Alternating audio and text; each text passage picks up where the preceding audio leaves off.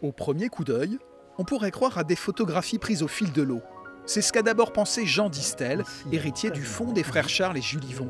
C'est avec le photographe Patrick Salette qu'il dévoile aujourd'hui au public les secrets de ces précurseurs de la photographie sportive.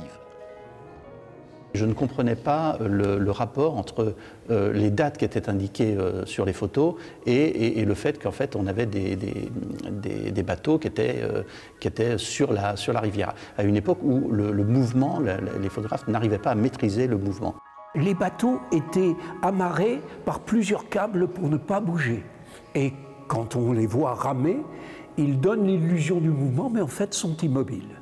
L'opérateur faisait d'abord la mise au point, puis allait préparer la chimie. Pendant ce temps-là, les canotiers ne devaient pas bouger pendant tout le temps de la préparation de la plaque.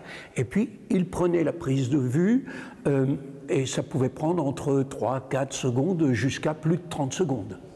Et c'est grâce à leur ingéniosité que les frères Yvon, eux-mêmes canotiers, nous offrent les seules photographies d'époque de ce sport alors hautement populaire au milieu du 19e siècle.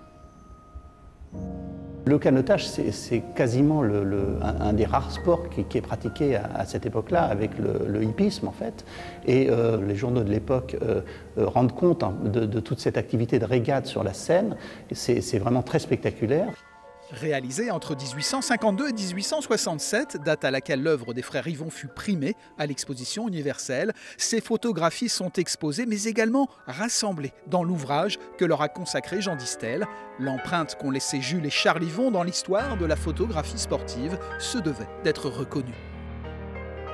Malheureusement, cette trace elle est restée inconnue jusqu'à aujourd'hui parce que ils ont quitté Paris en 1867 pour aller en province et puis ils ont fait une carrière de photographe portraitiste pour l'un et puis de photographe reporter un petit peu pour l'autre, mais sans que leurs photos restent dans les fonds photographiques des musées. Les frères Yvon, photographes et canotiers, vous invitent en bord de Seine jusqu'au 17 juillet à l'hôtel de ville du Mans.